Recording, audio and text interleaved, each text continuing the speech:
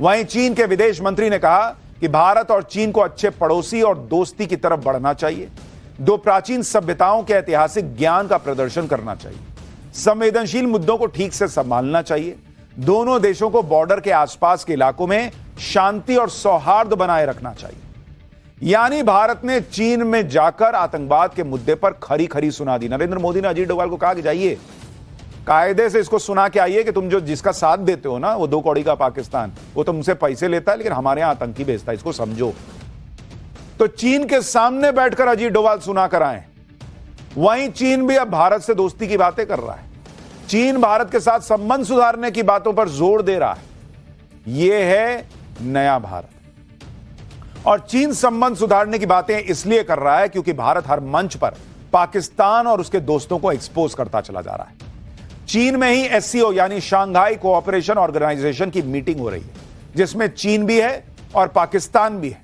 भारत ने एससीओ की मीटिंग में ही चीन पाकिस्तान के सामने साफ साफ कह दिया कि लश्कर और जैश जैसे आतंकवादी संगठन बड़ा खतरा है। सीमा पार से आतंकवादी हमले होते हैं। आतंकी हमलों के गुनहगार, उनके ऑर्गेनाइजर्स और फाइनेंसर्स सबको जवाबदेह ठहराएंगे। इसके अलावा एससीओ की मीटिंग में एनएसए अजीत डोभाल ने आतंकवाद पर दोहरा रवैया अपनाने वालों की भी क्लास लगाई।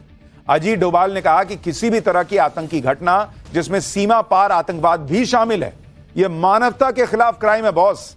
इस मीटिंग में एनएसए ने ऑपरेशन सिंदूर का भी जिक्र किया और बताया कि कैसे भारत ने आतंकी ठिकानों को तबाह किया। यानी भारत ने चीन में बैठकर चीन को बताया कि तुम्हारा दोस्त पाकिस्तान जो कर रहा है उसको समझो और यह नहीं चल सकता। उधर आज ही पीएम मोदी ने भी ऑपरेशन सिंदूर का जिक्र किया और कहा कि 22 मिनट में ही भारत ने मेड इन इंडिया हथियारों से दुश्मन को घुटने टेकने पर मजबूर कर दिया। एक बार पीएम मोदी ने आज क्या कहा है, जरा उसको भी सुनिए। हाल में दुनिया ने यह भी देखा है कि भारत का सामर्थ्य क्या है। ऑपरेशन सिंदूर आतंकवाद के खिलाफ भारत की कठोर नीति को दुनिया के सामने एकदम स्पष्ट कर दिया है। हमने दिखा दिया है कि भारतीयों का खून बहाने वाले आतंकियों के लिए कोई भी ठिकाना सुरक्षित नहीं है। आज का भारत देश हित में जो भी हो सकता है और जो भी सही है उसके हिसाब से कदम उठाता है। आज सैन्य जरूरतों के लिए भी भारत की विदेशों पर निर्भरता लगातार कम हो रही है। हम डिफेंस सेक्टर में आत्मनिर्भर हो रहे हैं और इसका प्रभाव हमने ऑपरेशन सिंदूर के दौरान भी देखा है। हमारी सेनाओं ने भारत में बने हथियारों से दुश्मन को 22 मिनट में घुटने टेकने के लिए मजबूर कर दिया। मुझे विश्वास है आने वाले समय में मेड इन इंडिया हथियारों का डंका पूरी दुनिया में बजेगा। यानी प्रधानमंत्री नरेंद्र मोदी पाकिस्तान को उसके जख्मों को भुलाने नहीं दे रहे, ऊपर से पूरी दुनिया में उसे एक्सपोज करने का काम लगातार चल रहा है। नरेंद्र मोदी ने पाकिस्तान को 22 मिनट में निपटाने की बात की और अब भारत चीन को घर में घुसकर सुना रहा है। अजीत डोभाल को इसलिए पीएम मोदी ने चीन भेजा है। अजीत डोभाल एससीओ देशों के टॉप नेशनल सिक्योरिटी अधिकारियों के सम्मेलन में हिस्सा लेने बीजिंग गए हुए हैं। वहां एनएसए डोभाल ने चीन के विदेश मंत्री से अलग से मुलाकात की है। अजीत डोभाल की चीन के विदेश मंत्री के साथ इस मुलाकात से पाकिस्तान को भी तगड़ा झटका लगा है, क्योंकि चीन ने अजीत डोभाल से मीटिंग के बाद ऐसे बयान भी दिए जिससे दिख रहा है कि भारत की डोज का तगड़ा असर पड़ा है। क्योंकि चीन के विदेश मंत्री ने खुद माना कि भारत के साथ रिश्ते सुधरे हैं। यह चीन के विदेश मंत्री कह रहे हैं। रिश्तों को और सुधारने के लिए दोनों देशों के बीच बातचीत जरूरी है, आपसी सहयोग जरूरी है।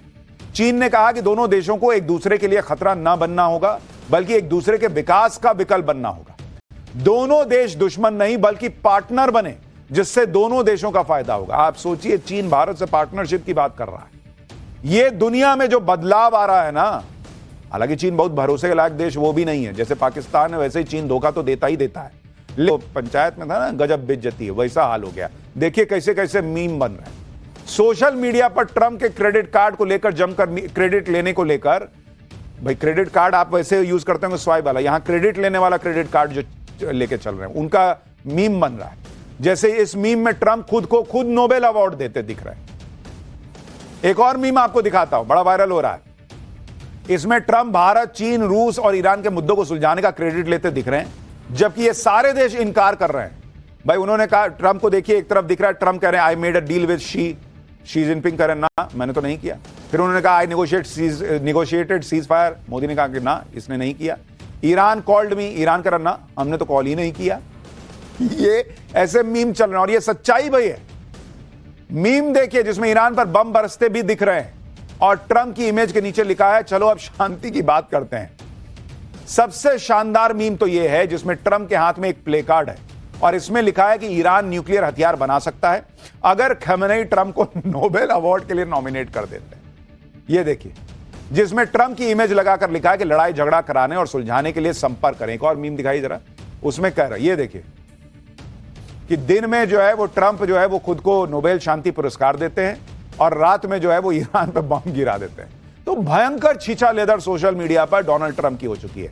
लड़ाई झगड़े कराने और सुलझाने के लिए संपर्क करें, पार्टी ऑर्डर्स लिए जाते हैं। जैसे नहीं होता है कि शादी ब्याह के लिए संपर्क करें, यहां हम पार्टी का भी ऑर्डर लेते हैं, वैसा लोग मीम बना रहे हैं। फॉर डिस्काउंट से नोबेल फॉर ट्रंप, मतलब डिस्काउंट चाहिए तो ट्रंप को नोबेल पुरस्कार दिलवाने की बात कर दीजिए।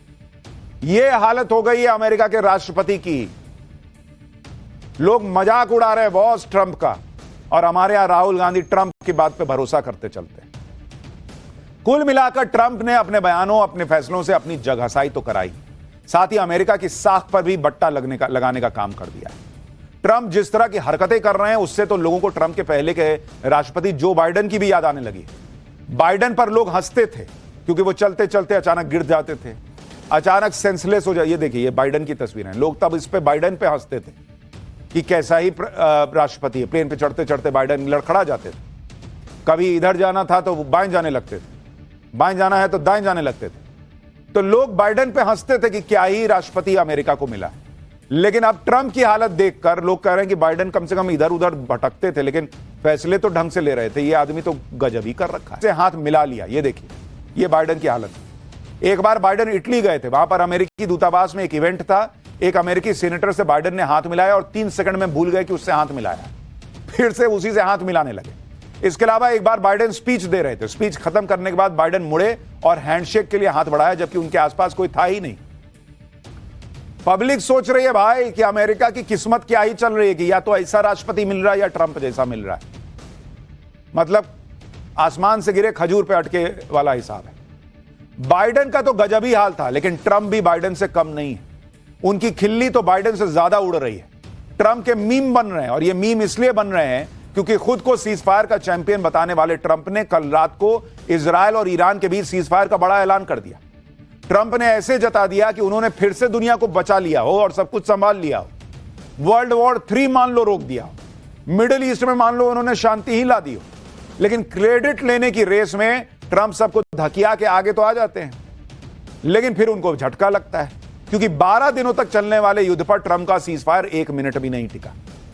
इजरायल ईरान के युद्ध में अमेरिकी राष्ट्रपति ट्रंप की घनघोर बेइज्जती का पहला चैप्टर तो कल रात ही खुल गया था।